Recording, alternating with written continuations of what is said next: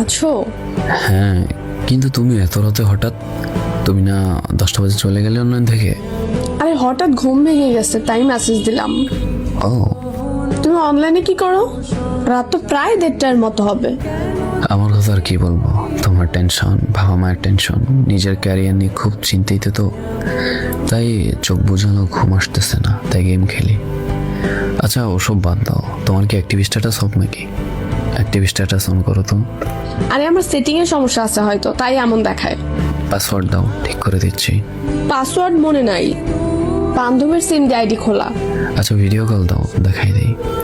আরে আজব, তুমি রাতের বেলা কি শুরু করছো? পাশে আম্মু আছে।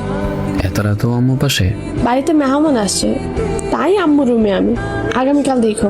তুমি তো সব সময় আগামীকাল আগামীকাল বলেই যাচ্ছ। আজ পর্যন্ত কি আমার কথার কোনো মূল্য দিছো?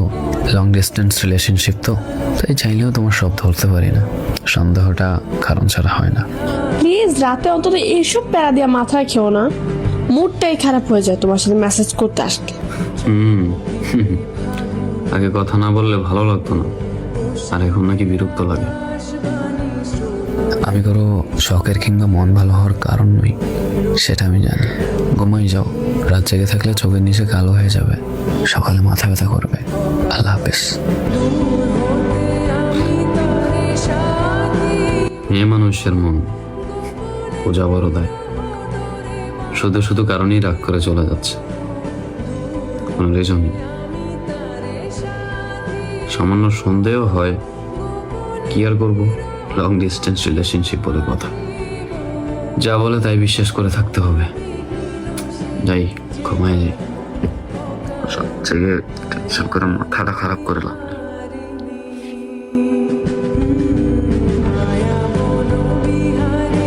হ্যালো ভাই।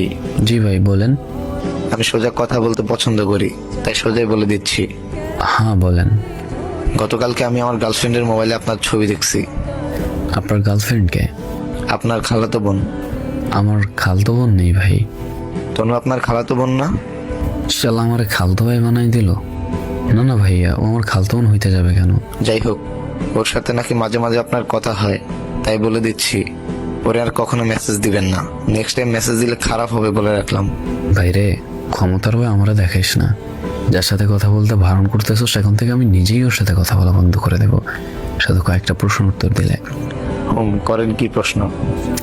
প্রথম, আপনাদের রিলেশন কতদিনের? 2.5 মাসে ও আমাকে পছন্দ করত, আর আমি কলেজে পড়ি আর ও স্কুলে পড়ে। আসতে যেতে দেখা হতো, তারপর একদিন আমাকে সে প্রপোজ করে।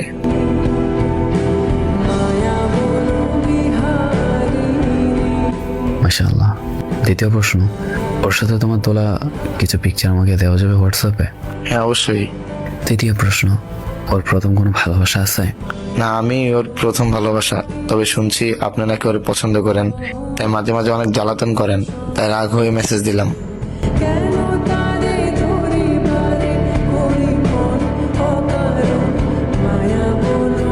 অসুবিধা নেই ভাই, আমি ওরা আসলেই পছন্দ করতাম। এখন যেহেতু আপনারা গার্লফ্রেন্ড বয়ফ্রেন্ড, তবে আমি কখনোই আপনাদের মাঝে আসবো না। ভাই হোয়াটসঅ্যাপ নাম্বারটা দিন। সন্দেহটা তখনই হয়েছিল যখন অ্যাক্টিভ স্ট্যাটাস অফ ছিল তার। আরে বেড়ি মানুষ, তোরে বিয়ে করার টেনশনে দিনের পর দিন শুকিয়ে কাতর হয়ে যাচ্ছি, আর তুই অন্য ভাতার নিয়ে ঘুরতেছিস, মজা নিচ্ছিস। নিজের ভালো থাকার জন্য যে মানুষগুলো অন্যের ভালো থাকা কেড়ে নেয়, তাদের প্রতি আমাদের মন ভরা কিনা জন্মাক।